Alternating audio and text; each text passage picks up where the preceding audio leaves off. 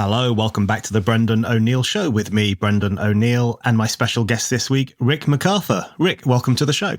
Thanks for having me. So I want to talk to you about America, which is really a way of talking about the world. And I can think of no better person to break down what's just happened in America than you. You are, of course, president of Harper's, which is everyone will know Harper's, a journalistic institution in the United States.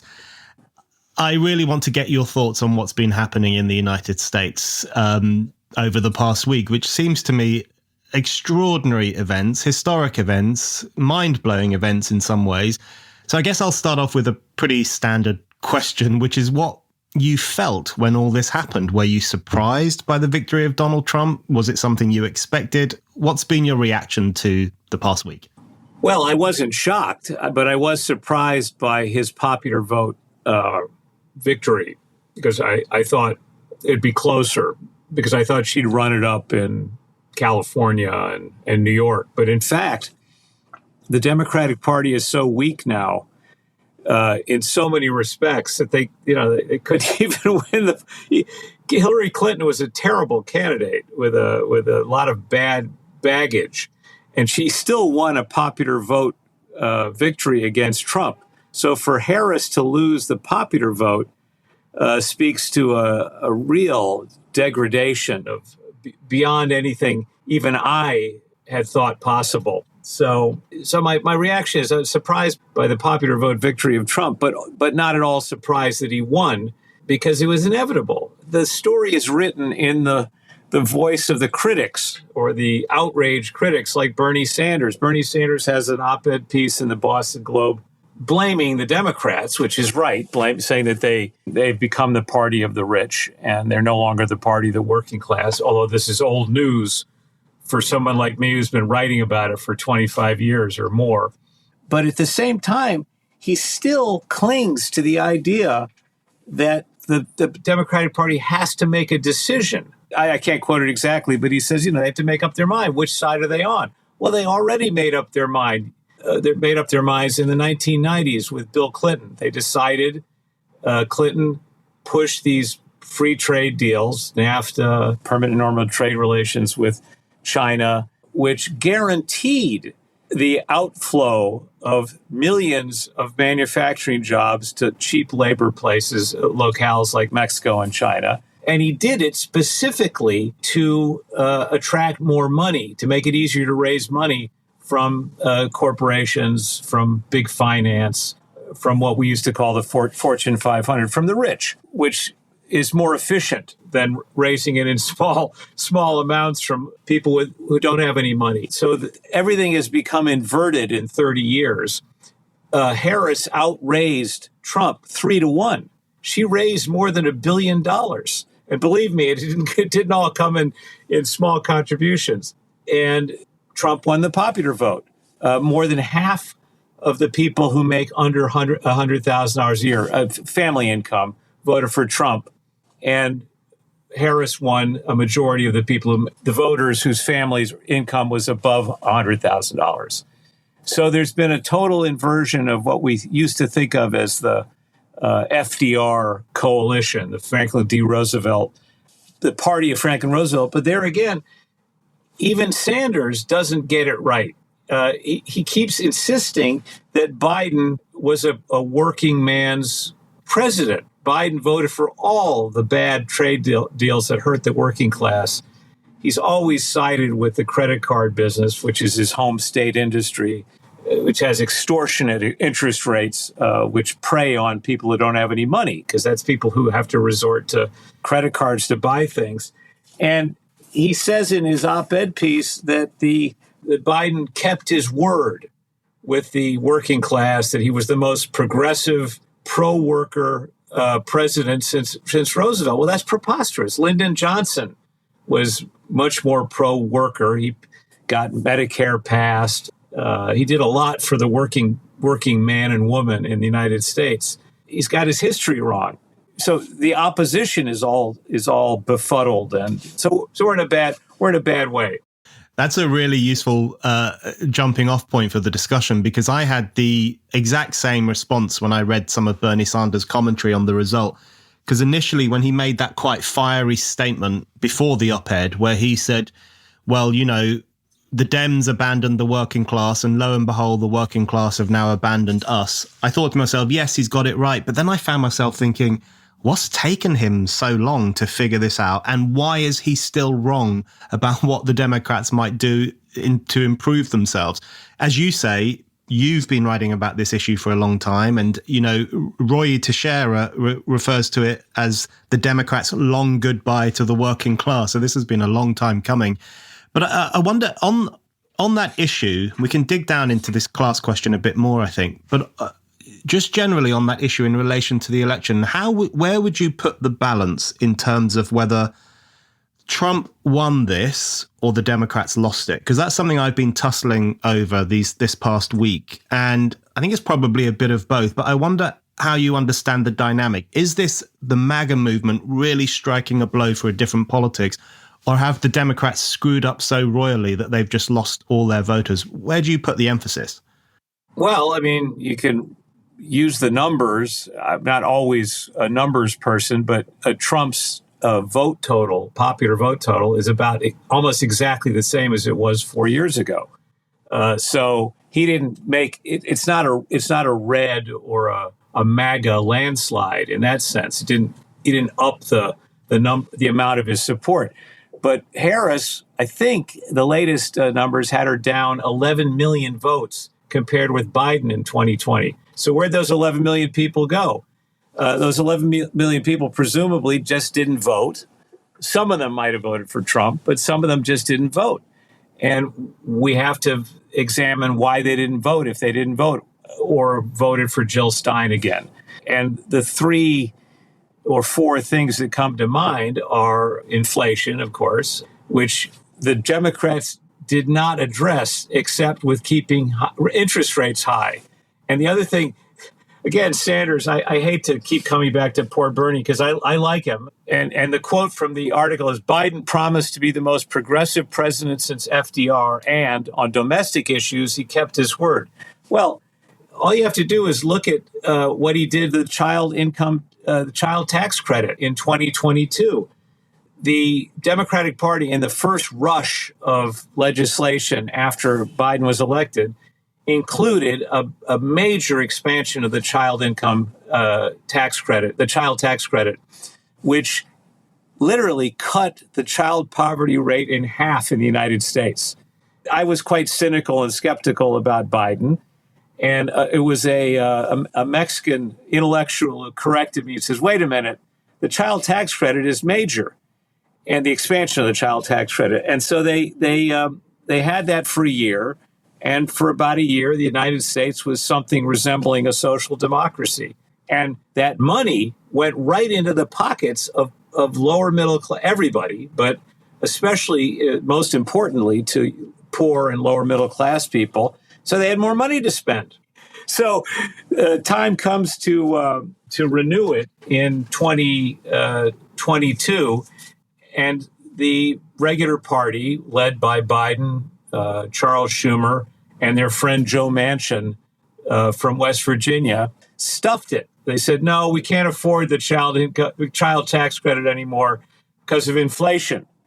But they didn't do anything else to help the poor pay the higher food prices. And there's a picture, which I show everybody, of Bernie Sanders. He was outvoted 99-1. And Harris formally put an end to the debate because he kept trying to get it put back into the omnibus spending bill that they were debating. And there's a picture of Sanders looking very disconsolate on the steps of the Capitol right after he was defeated. So where is this idea coming from? All right, so they didn't take care of the poor. They didn't give them a reason to vote for them. There are also a lot of very angry working class people who are still angry about NAFTA. I know about half of them. One of them, who I've been following since his spark plug plant closed in Ohio back in 2013, he's employed. He got a job at the Jeep plant in Toledo. He's doing pretty well. But he was the local chairman at the Autolite spark plug plant.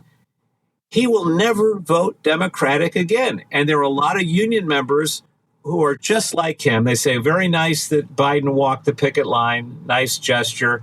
Too late. Too late. We will never vote for the Democratic Party again. And then there's, of course, identity politics. I mean, our favorite, not my favorite subject anymore, but one of our favorite subjects. First of all, the Democratic Party imposed Kamala Harris on the electorate. There was no primary, no vetting. Biden fell apart after trying to pretend he could run and was forced out by his own leadership. And they anoint Kamala Harris, and they say you should be happy because she's black and because she's a woman. And everybody resented that. Black people resented it. White people resented it. Nobody wants to vote for somebody, deep down because of what color they are or what sex they are. And at first, I was open to the notion that sexism hurt Harris. But how do you explain Claudia Sheinbaum being elected by a 60% margin in Mexico, the home of macho, the country that invented macho? Well, she won because her predecessor, López Obrador, passed generous legislation, put a lot of money in the pockets of the poor for the first time in generations, really tried to help the poor. And they said, great, we're happy to vote for not only a woman, a Jewish woman in a Catholic country. So I rest my case on that. So identity politics, inattention of the working class, top-down imposition of a candidate nobody had heard of or really cared about. I mean, I'll think of some other things if you want. Maybe you can think of some other reasons. Yeah, well, that's a really good point about Mexico. It kind of puts identity politics into context when you describe it like that. And the thing I've been thinking about the Democrats since Trump's victory last week is that there is still this profound misunderstanding of how much the Democrats have changed. Even within the Democrats, they don't understand the structural changes that have taken place in the party and the class changes that have taken place. You talk about Clinton and NAFTA and the impact that had on many millions of working class jobs, which were exported to other countries. And then the trickle-down impact that has on communities, on families, on people's sense of identity. Everything is turned upside down by economic events like that. And you describe how the Democrats have essentially become the party of the rich. They are the billionaires quite like them, and they're often quite wary of Trump. And yet the response of the Democrats and the response of the left, including here in Britain as well as in America, has been a very surface-driven understanding of their failures. So it's all about how can we present ourselves better? What kind of language can we use to connect with ordinary people? Or they're falling back on the death trap of identity politics. Who should we put forward next? What kind of face? What kind of image? They don't understand, do they? The Democrats, and I guess the left more broadly, they don't understand the huge class and structural shifts that have taken place in America over the past few decades. No, they don't. And they also overplay racism. Another great statistic to memorize is that between 8 and 10 million Obama voters voted for Trump in 2016. I mean, that swung it along with NAFTA and PNTR and the three states that counted that year, Wisconsin, Michigan, Pennsylvania, and again this year. And Maureen Dowd, who I don't, she's not stupid. She's corrupted to some extent in her journalism. She finally realized that woke is a loser. She wrote a column about it on Sunday. But in the anti-woke column saying that it's not working, nobody wants to hear this anymore, she quotes as her source Rahm Emanuel, who makes a crack about woke, which is not incorrect, that the woke doesn't believe in due process under law. But Rahm Emanuel is one of the principal architects of NAFTA. He was one of Clinton's principal lobbyists for NAFTA. He's a vicious, predatory politician who has done immense damage to the working class in the United States and is, again, a friend of high finance. I think he worked for an investment bank for a few years to make his pile. And so Maureen Dowd, not interested in class. She understands that woke is a loser, but she still doesn't understand. This is Maureen Dowd of the New York Times, doesn't understand the significance of class, and that people put their class interests, whether they call it that or not, ahead of color and identity, so to speak. So it's just terrible ignorance. Would you ever put your credit card details on a huge billboard for all the world to see? How about your email address or your phone number or the passwords to all your various accounts? The answer, of course, is no, you wouldn't. So why would you go online without ExpressVPN? You might not know it, but surfing the internet is a risky business and it's not getting any safer. Logging on at a hotel, the airport, or even your local cafe puts your data at risk. That's because any hacker on the same network can steal it. Everything from email passwords to your bank login details can be gone before you've even opened Facebook. These days, it's something any smart 12-year-old could do. But you can keep your valuable personal data safe with ExpressVPN. Think of it as your online armor. ExpressVPN protects your data by creating a secure, encrypted tunnel between your device and hackers. The best thing about ExpressVPN is its simplicity. All you need to do is fire up the app and click one button to get protected. And it works on all devices, phones, laptops, tablets, and more. Personally, I would never go on the internet without ExpressVPN any more than I would start my car without putting my seatbelt on. It's been especially useful in the past few months when I've been traveling a lot. Now I can connect to airport Wi-Fi knowing that my personal information is being kept private. Right now, you can take advantage of ExpressVPN's Black Friday Cyber Monday offer to get the absolute best VPN deal you'll find all year. Use my special link expressvpn.com/Brendan to get 4 extra months with a 12-month plan or 6 extra months with a 24-month plan, and those extra months are totally free. That's expressvpn.com/Brendan to get an extra 4 or even 6 months of ExpressVPN for free. expressvpn.com/Brendan. I've seen a lot of that kind of very belated reckoning with wokeness over the past week. And I've got 2 responses to it. My first response is, I don't believe all of this reckoning with woke is genuine. And I do think if there's a new explosion of some controversy over, I don't know, gender fluid people's access to toilets, I still think a lot of that section of society will come down on the wrong side of that culture war. So I don't think they've actually thrown wokeness out. But then the key point is just why it took them so long to realize that going to the country with policies on, 15-year-old boys being allowed to take part in girls' sports, or the obsession with race, the obsession with color, the obsession with Kamala having to be this kind of almost racial imposition on the country in order to show how much America has grown up.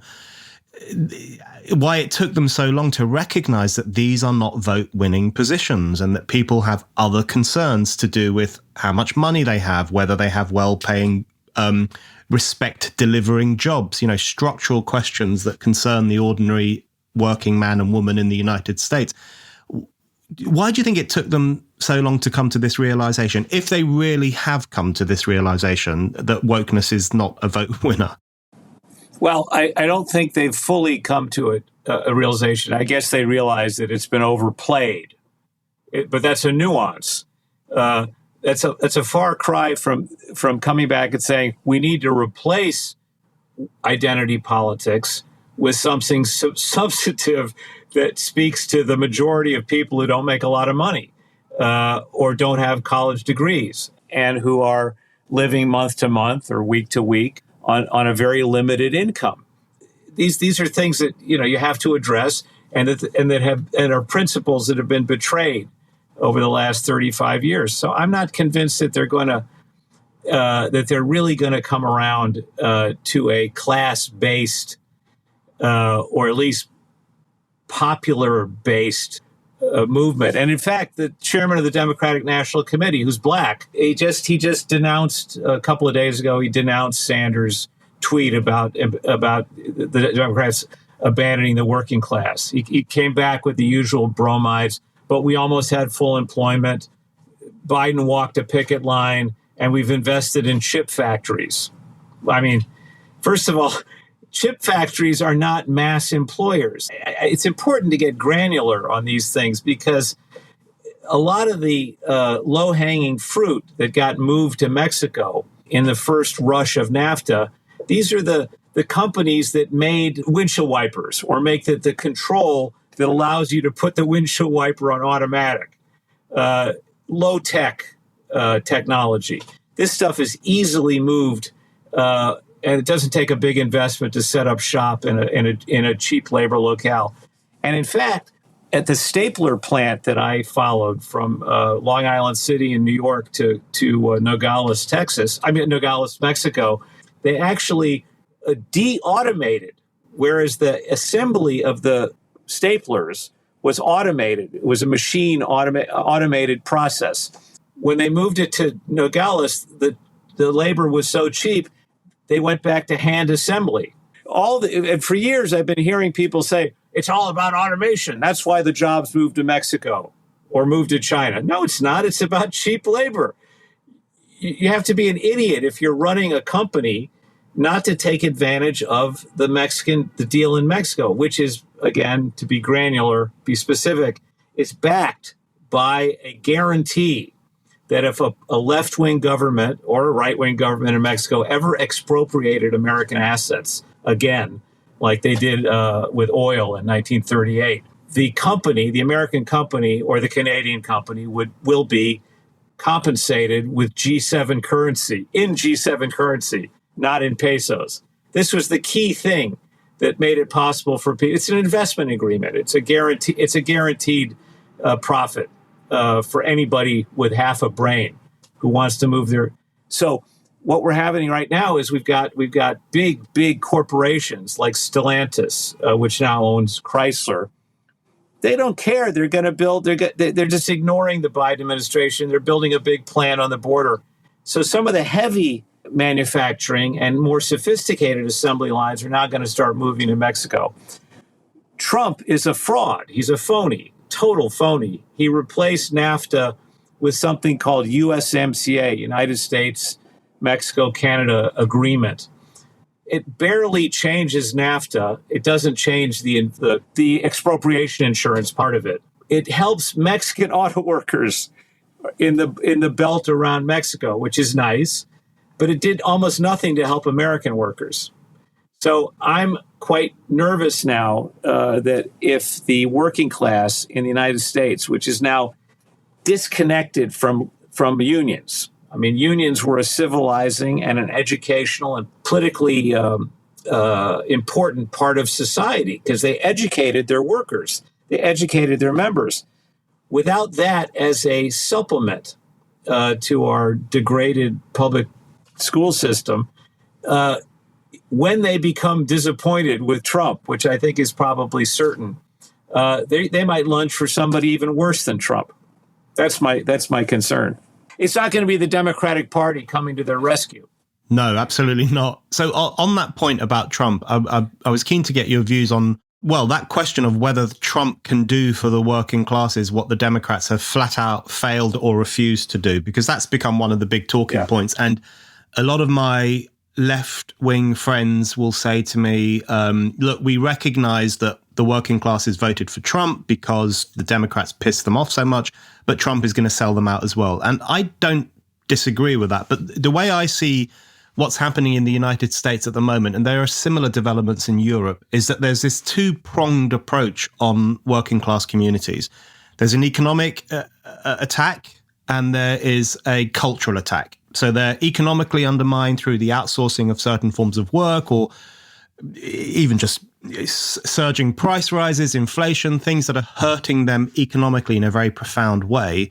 And then they're under cultural attack through the ideology of wokeness, through the idea that their way of life or their way of thinking or their belief in family and tradition are outdated and wrong and problematic. So there's that kind of two-tiered attack on working class communities. Do you think it would be fair to say that where the Democrats go along with both tiers of that attack, fundamentally, Trump at least is challenging one side of it. He's challenging the cultural assault on working class communities, even if he's failing on the economic side. Do you think that's a fair assessment?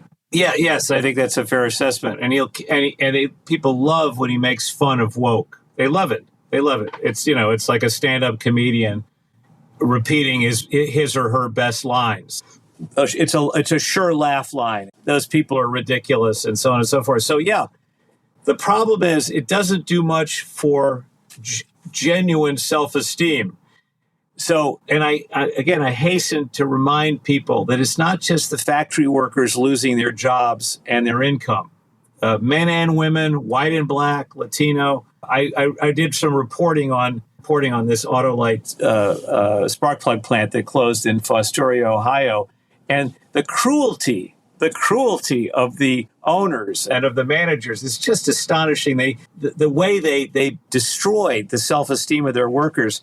They sent a Mexican-American, third-generation Mexican-American who worked in the plant to Mexico to train the workers. It was humiliating for him. They humiliated him on two levels. Because first of all, I'm American. I'm not Mexican. Yeah, I happen to be ethnically Mexican. But they also said, we've taken your job away, but we'll pay you temporarily to send you to train the Mexican workers. So there's a kind of cruelty, and Trump is also quite cruel. I don't think he really cares about my friends in Fostoria, but he'll keep them amused, at least for a while. I do think he'll keep them amused. And if he does massive deficit spending the way he did last time, even with the tax cuts for the rich, which are inevitable, or for the wealthier class, it will pump money into the economy.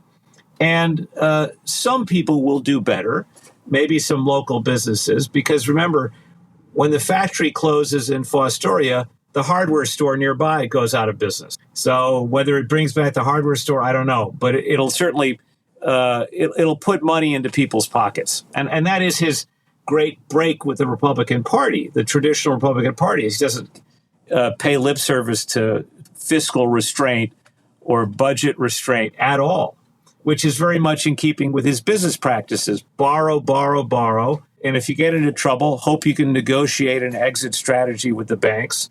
This is what happened to him in Atlantic City. He's into brinksmanship. I think at least in the short term, he's got a tremendous advantage. I wanted to ask you about how you see the interplay between the economic assault on the working class and the cultural assault, because it does seem to me that there's a connection between these two things, even if it's not conscious. Often these things are not particularly conscious, but it sometimes seems to me that wokeness, for want of a better word, is almost the ideological underpinning or the ideological justification or explanation, I guess, for some of the economic assault. So just to take one example, the NAFTA developments and the outsourcing of these jobs and the consequent, putting out millions of men in particular to pasture. And then what you have coming in on the back of that are these new woke critiques of masculinity, toxic masculinity, the idea of the breadwinner, even the idea of the family unit itself. And it almost seems as if wokeness kind of sneaks in as some ideological icing on the cake of economic devastation. So there is a kind of link between those two things. But I guess the Democrats can't see that because they're involved in both sides of it.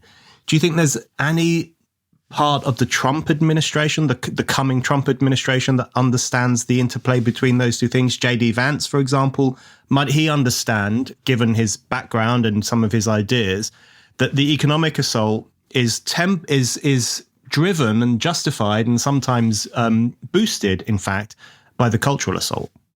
Yes, and where I see the parallel is in the condescension. It's politicians, showbiz personalities, people with a lot of money, people have nothing to fear from inflation, speaking in these incredibly condescending tones to the working class. And this is very much like the tone that the Clinton salesmen used in 1993 when they were selling NAFTA, and which was, "Don't you understand, you fools? this is going to be good for you.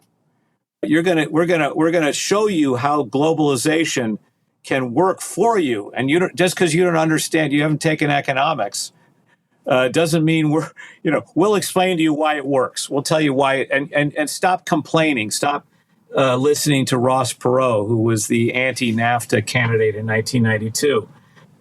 It's another horrible story. I remember interviewing somebody on one of my reporting things, maybe on my book, who sent herself back to school after she lost her job in the spark plug plant. She got herself into community college so she could take Econ 101 at whatever the local community college was. And she got into arguments with the professor because he kept telling her about comparative advantage, England's great legacy to America, David Ricardo, and why inevitably everything evens out, and the country that's best at making spark plugs makes spark plugs, and the country that's best at growing, at raising sheep will raise sheep or whatever.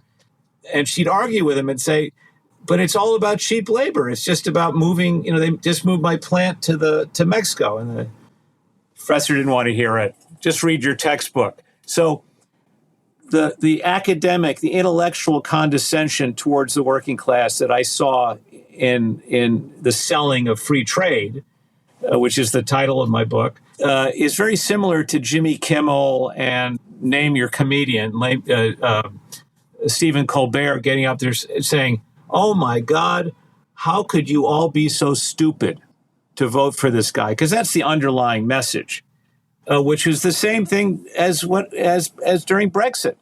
I saw it mostly in the United States because I wasn't in England in the UK when it was happening, although I followed it. But the reaction in the United States among comedians, intellectuals, right-thinking liberals was, oh, those pathetic English, the pathetic working class, how stupid. They sound like Trump voters voting for Brexit. It's unfair, but it's also not a winning political strategy to condescend to the masses. Yes, it was the condescension here after Brexit was on steroids. I mean, it's unlike anything I've ever seen, and I've been keeping a close eye on upper class condescension for a very long time, but this was off the scale completely.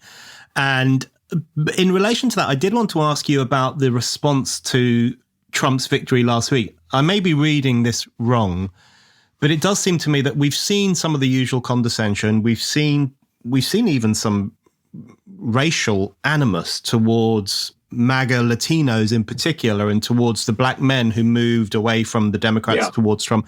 We've seen some really horrible commentary about those people as racial traitors, essentially. And we've seen some meltdowns. There've been meltdowns here in Britain. I'm sure there've been meltdowns in America. We've all seen the TikTok videos of people screaming into the ether because they think it's the end of the world. So all of that is happening as usual. But I get a sense that there might be less of it than last time, or at least I get the sense that it might be tempered by, I guess, a very basic gut recognition amongst those condescending elites that, okay, Trump wasn't a one-off. It wasn't a 2016 blip. He wasn't just some fascist who accidentally came to power 8 years ago. There might be something behind this. Or at least they're thinking maybe the Democrats are more screwed than we thought. But it does seem to me that it's been a bit more subdued than last time. Do you get that sense? Yes. There isn't the rending of hair and it's not, I don't see there's some of it on the internet, of course, and some of the videos you've talked about and so on, and professors canceling classes so that people can pull themselves together. Again, my greater fear is that this is not going to make the woke class or the educated class more sensitive to the people who voted for Trump. It's just going to make them more resentful or indifferent, saying, well, they made their own bed, they're stuck with it. I can disengage from politics. Not I have to get woke about what really matters to my fellow citizens, or we're all in this together. I mean, there is a kind of a left winger. I'm not going to name any names. Some of them are friends of mine who say, well, they get what they deserve. In other words, and I say, meaning the Democrats. But I'm saying, well, maybe the Democrats to some extent get what they deserve, but the great mass of ordinary folks do not get what they deserve. They get stuck with Kamala Harris, or they get stuck with Donald Trump. And it's important to remind your audience that the Democratic Party is anti-democratic. I mean, it's very hierarchical, very top down. Harris was chosen to run for president by 10 people, let's say, maybe 5 people. So if she'd actually won, it would have been even more top down than usual. But they named Harris precisely because she was welded to the Biden administration policy. She couldn't say boo about Gaza, for example, about the Israeli policy in Gaza, the slaughter. And even if she wanted to, we don't know if she wanted to, but if she had, they would have jumped down her throat. On economic policy, there's the New York Times actually did a pretty good story about when they're not talking about the forces of globalization instead of free trade deals passed by the Clinton administration, the Times is still capable of doing some reporting. And they had a very good story on how Harris's economic policy was formulated. And it turns out that her brother-in-law was the general counsel of Uber, which is a real new economy business. And she would say to people, anytime they came to her with a proposal, think we should start talking about the minimum wage, think we should talk about the carried interest provision in the tax code that allows investment bankers to pay a lower tax rate on their income. They get to call it capital gains and not personal income. Even Warren Buffett says we should reform it. Do you think we should mention any of these? And she'd say, have you checked it with Tony? Have you checked it? This is in the Times. Have you checked it with Tony? Tony's her brother-in-law who's on leave from Uber. And she doesn't get to be vice president in the first place unless she's proven herself to be a loyal party hack. And I know it's people don't like to hear those terrible words, but she's a party hack, an absolutely reliable party hack, because the proof being when the View television show asked her, is there anything you would have done differently had you been president during the 4 Biden years? And she said, not that I can think of, nothing that I can think of. That was an extraordinary moment when she said that, because I thought to myself, I had 2 thoughts. The first was, she should at least have had media training on that question. They must have known that question would come up. So there was that cluelessness. But also, more importantly, it's the party hack element, just that unwillingness to break away from that system. I did want to ask you about the Democratic regime, I guess, and its increasingly monarchical nature by the looks of it. As you say, Kamala Harris was an imposition on the electorate. This is not someone who was democratically selected to be the presidential candidate for the Democrats in any real way.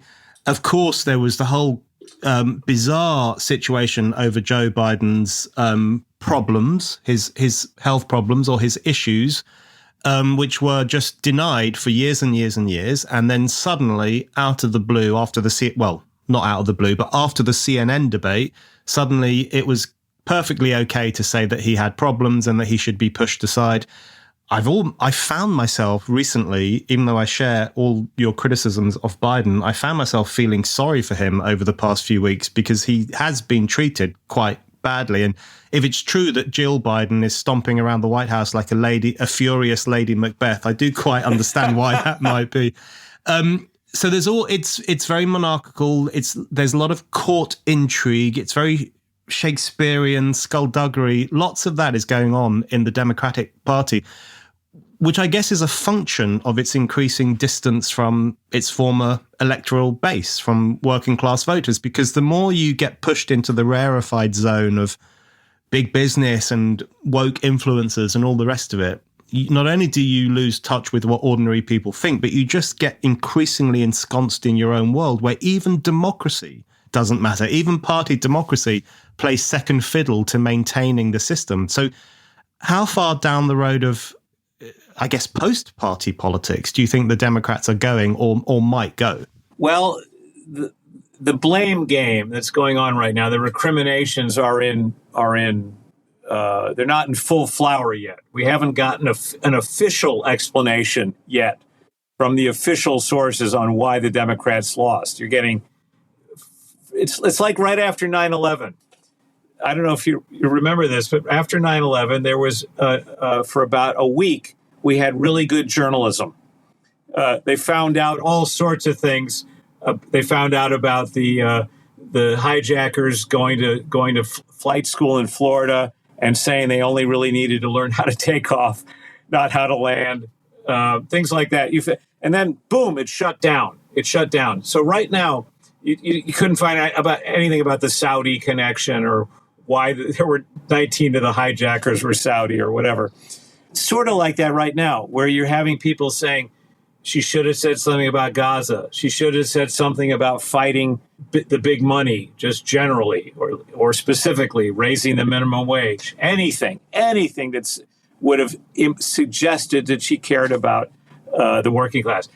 They should have stopped with the celebrity endorsements and gotten a union president on TV instead of Jimmy Kimmel. So I don't know how long that's going to last. For now, it's kind of bracing. You find out, like I said, in the New York Times that Kamala is running everything by her brother-in-law Tony before she speaks on money matters. But I don't think the Democratic Party is capable of reforming itself. I think we may be, and it's wildly optimistic, at a moment where, like we were before the Civil War, where a new party has to be formed to end slavery, in effect. There is no party of the working class anymore. The Republican, there's going to be a lot of infighting between Trump and his advisors, believe me, about what to do about these disaffected, unhappy, out of work or underpaid former factory workers and the people whose businesses used to depend on them. A lot of them are going to say, we got to cut the deficit. We can't reignite inflation with a lot of. So anyway, I think this would be the time, perhaps historically, when it would make most sense to try to start a new party instead of trying to reform the Democratic Party, which seems to be unreformable. They keep doing, and honestly, I may have invoked him many times before on your show, Walter Karp. He had many fun aphorisms and dictums and so on, and one of the dictums was that the Democratic Party, actually both parties, would rather lose, or traditionally would rather lose with a reliable hack, than win with somebody with any sense of independence, like Abraham Lincoln, for example, who was, by the way, anti-imperialist too. Anti-imperialist. He was opposed to the invasion of Mexico in 1848. So we're ripe for some kind of reform movement and maybe a new party. I mean, I'm not sure. The other thing to work into your cultural criticism, Brennan, is the media. We haven't talked much about the media. Now, this is another great irony of the Biden administration. I also feel a little sorry for Biden. They're kicking a dead horse, or an almost dead horse, and it's not fair. Biden did two really good things as president. Actually, the one he took back, it would have been three if he'd kept the child tax credit. He got us out of Afghanistan, which was a self-destructive and imperialist enterprise, which Trump supported and didn't get done. Biden did that. And the other thing he did was to reinvigorate antitrust law in the United States. So he's the first president in generations to have a Justice Department and a Federal Trade Commission that was suing big corporations, but particularly big tech, Google and Amazon and Facebook. Did you hear one word from Kamala Harris about the antitrust policy of the Biden administration? Not one word. Biden also never talked about it in his State of the Union addresses. Did you ever hear him say, when Trump presented himself as the peace candidate, which was another of his great advantages, he at least said, I want to stop the war between Ukraine and Russia. I want to end the bloodshed. Did you hear anybody ever say, well, we're the ones that got us out of Afghanistan, not you? So I'm not sure that, again, the Democrats are capable. I'm sure some tactical advisor said, don't bring up Afghanistan. It'll make us look weak. Or don't talk about suing Google or Facebook or anybody like that because it'll hurt big tech contributions to the Democratic Party. But it might have been a vote winner. They might have been both vote winners. Yeah. Don't mention it might piss off Tony. I think that was kind of right. Precisely. Have you checked it with Tony? Yeah. I think the Uber brother-in-law story. When I saw that, I was just, I was blown away by that. It was so indicative of all the rot in the current Democrats. I think I don't know how it reflects on me, but I am rather looking forward to the backstabbing we are doubtlessly going to see in relation to the Democrats. I'm already enjoying the revelation that Nancy Pelosi hasn't spoken to Joe Biden since she elbowed him out of power, essentially. Right. And you can tell that the Obamas didn't like Kamala and that they were bigging her up through gritted teeth. So all of that will come out, and it will be very interesting to read it. But it's very striking to hear you say that the Democrats are unreformable, which I think is true, because it is such a structural shift that has occurred. And I think people underappreciate that. But what is the likelihood, do you think, of a new party coming through? Because one of the problems, it seems to me, is that I think there is a democratic public thirst for something new, but we are confronted with zombie institutions and zombie parties, in a sense. We have the same problem in Europe, although new parties are bubbling up in Europe, new populist parties of both the right and the left. So things are happening, but quite slowly. But we have these zombie parties, these zombie institutions, these zombie way of doing things, even as ordinary working people are kind of nipping at the heels of power and saying, look, we've got to do something different. What is the likelihood of a new party cutting through in the way that a party emerged to challenge slavery? How long would something like that take, and what is the prospect, do you think?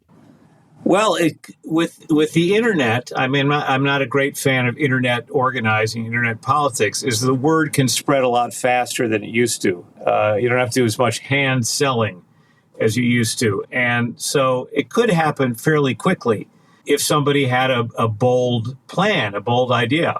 And the problem is you run into celebrity opposition. And the principal celebrity opposition is going to come from the Obamas. Remember, Obama comes out of the Chicago Democratic machine. He doesn't get to first base without the support of Richard M. Daley and the old machine. And he wants his wife to be a force in politics. She wants to be a force in politics. So I think what you're going to get, instead of calls for a new party, you're going to get calls say, well, it was great to have a black female candidate, but she was the wrong black female candidate. It should be Michelle Obama. I think you're going to get a draft Michelle Obama movement starting pretty quickly. But remember, Michelle Obama, I think she was the daughter of a Chicago precinct captain. She doesn't get to first base without the patronage of the Chicago machine. Some people, she's a bright woman and could have done well, but with the entrenched racism that was the case in Chicago, you needed a sponsor. You needed help, and she got help from the machine.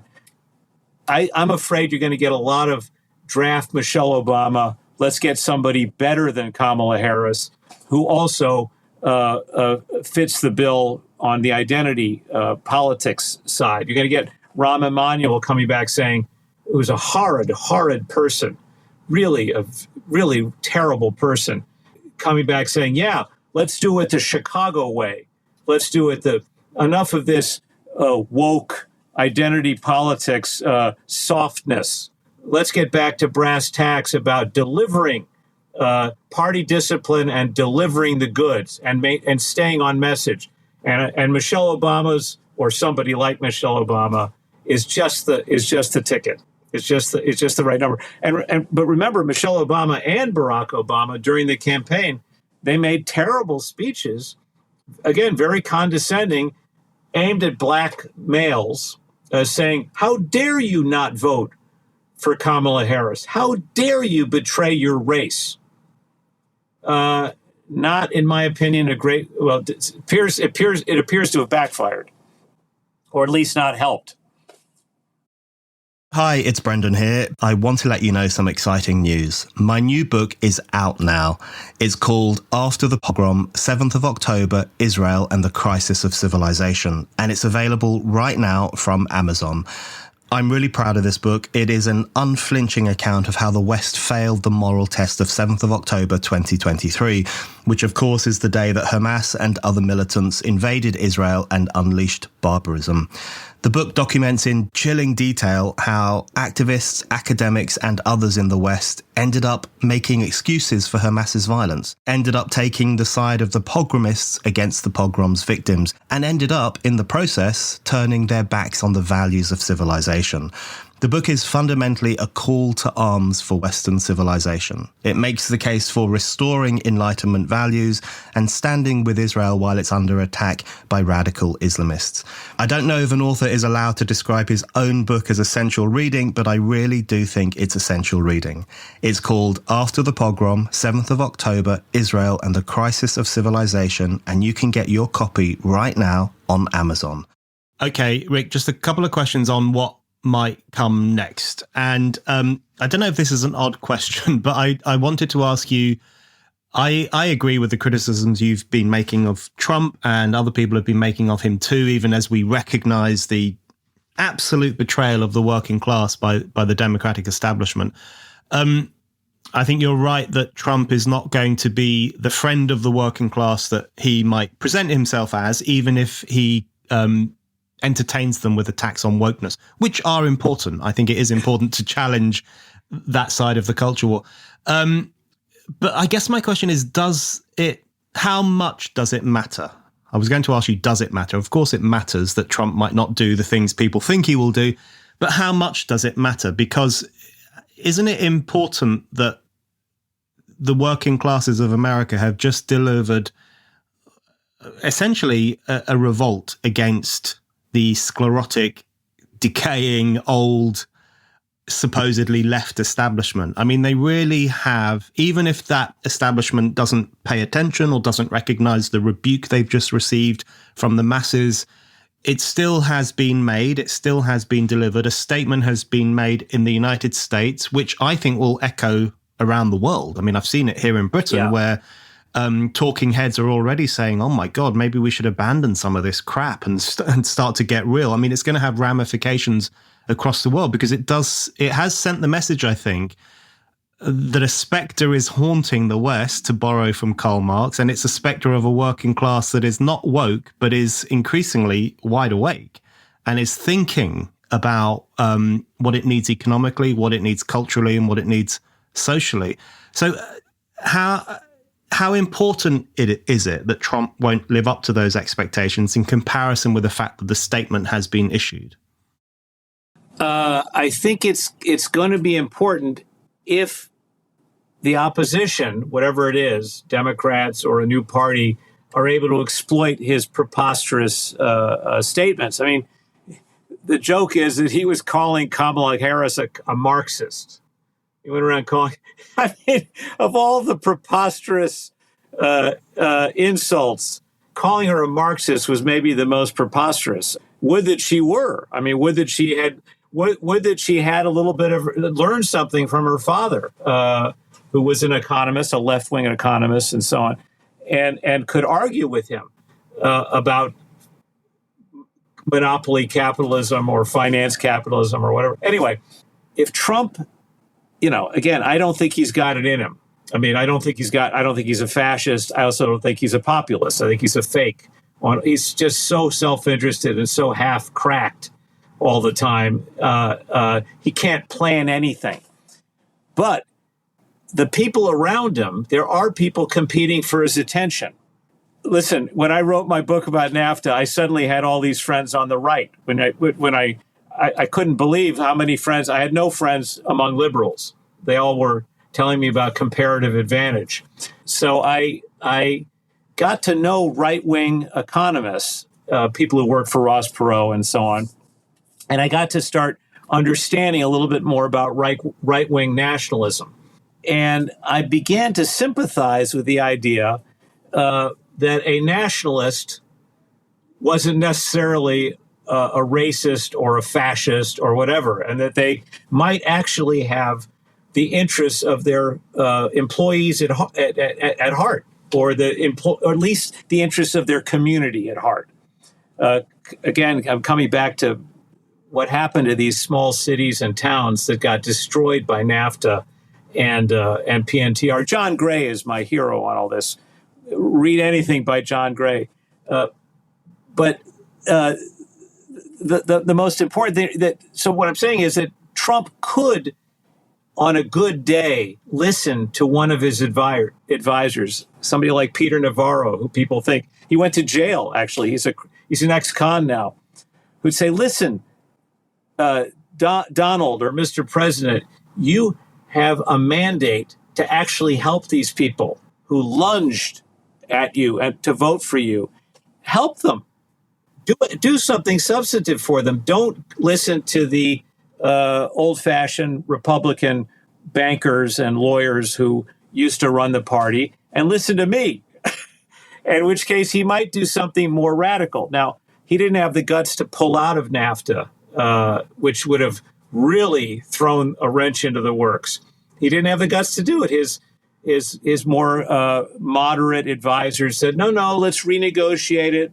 We'll replace it with something a little bit better, and we'll be able to say we did something. Trump conceivably could do something radically good in favor of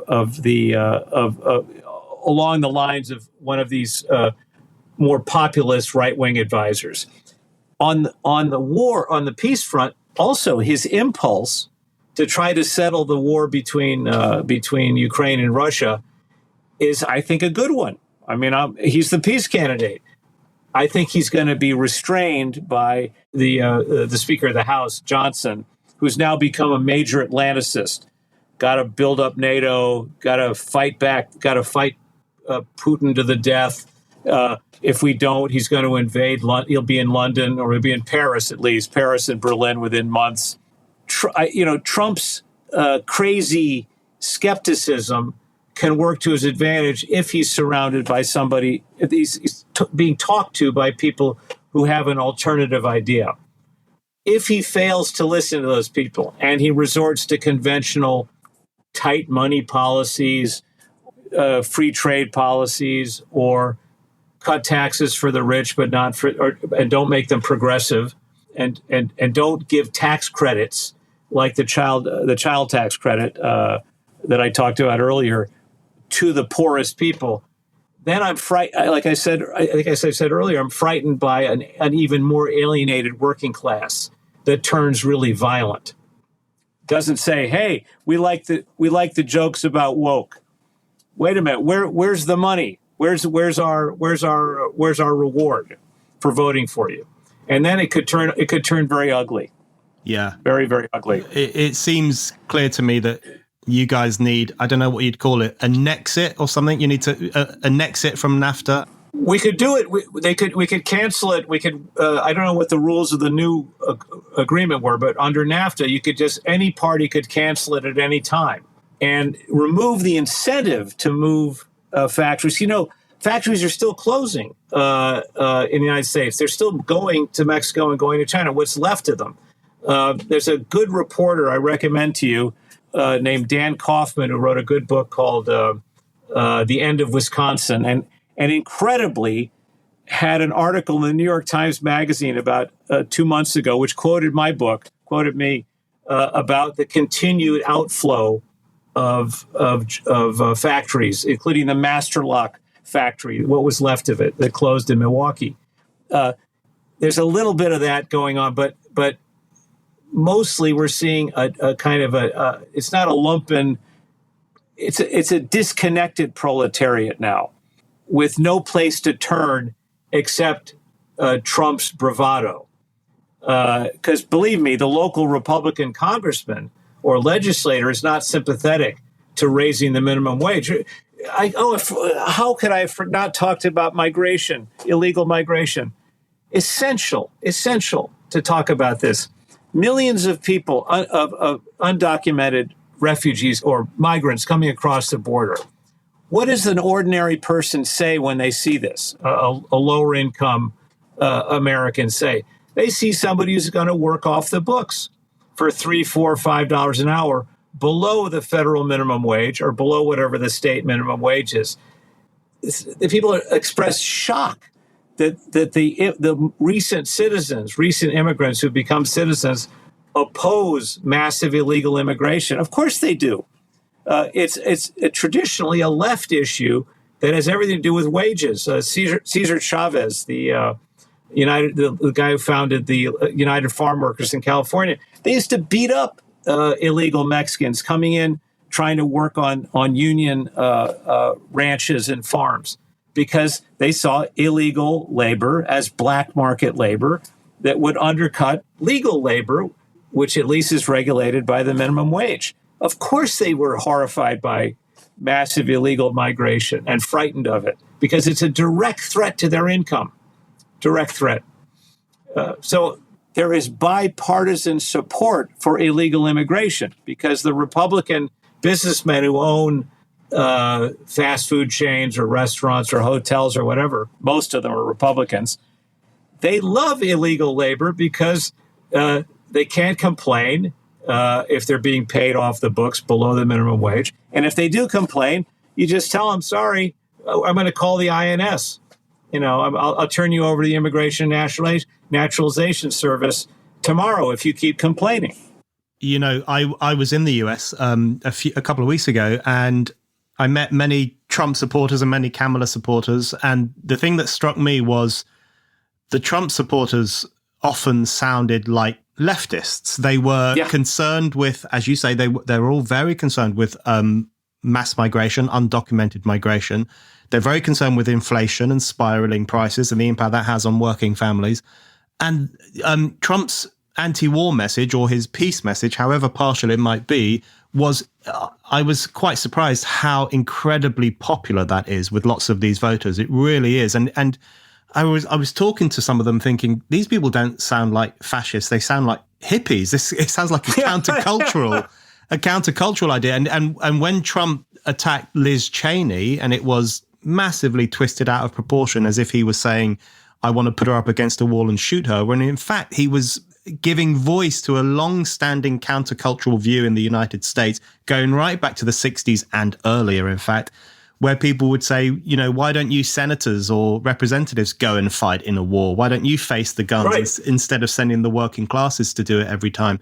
And those messages land so well with Trump supporters, whereas Kamala supporters, the ones I encountered, tended to sound quite depressed. They thought Nazism was around the corner and climate change would burn the world to a cinder and everything was doom and destruction unless the nice woman got into the White House. It really was an extraordinary split between those two sections of society. Okay, Rick, my last question for you is just what has changed since 2016 and what that might mean for the next Trump administration? Because a lot has changed. I think the way in which Trump circumvented the mainstream media this time around and went directly to the podcast bros and the alternative media and spoke directly to his audience, it suggests he has a new way of connecting with Americans. He doesn't need the filter of the old gatekeepers. That's different.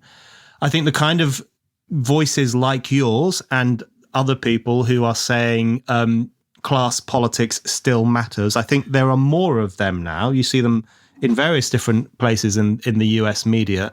And J.D. Vance kind of captures some of that every now and then. And he has that historical experience of his own as well. So that could possibly push this new Trump administration in a more interesting direction. Things have changed a great deal since 2016. Is your reading that there's more promise in this Trump administration than there might have been in the last one? Or are you still very doubtful or cynical about it?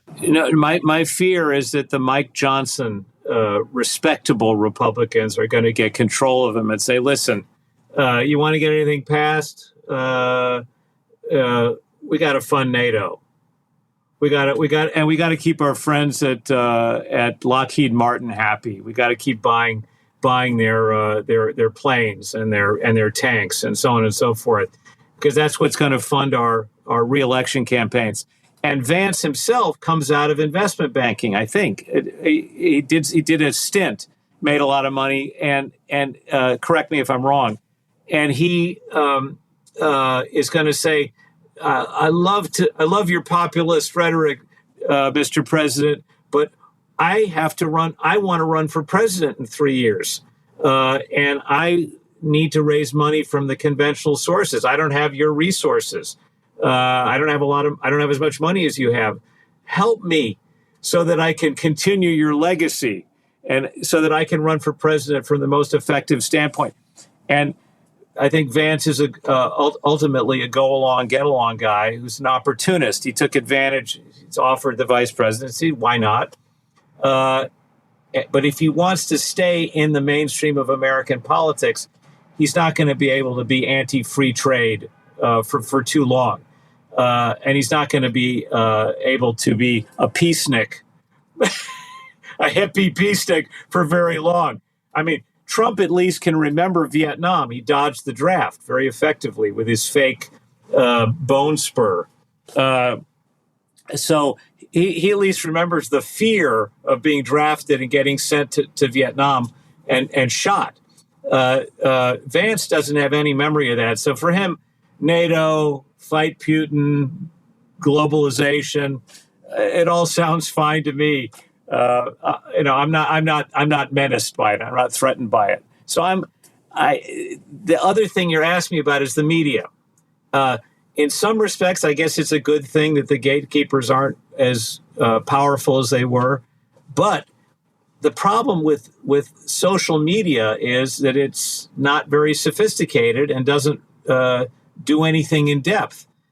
So if big tech continues its rampage and continues its monopolistic practices and putting everybody, every magazine and newspaper out of business or almost out of business, the idea of a sort of a collective media, a crowdsourced media, I'm not sure that's a powerful enough or a very effective opposition to the two political parties.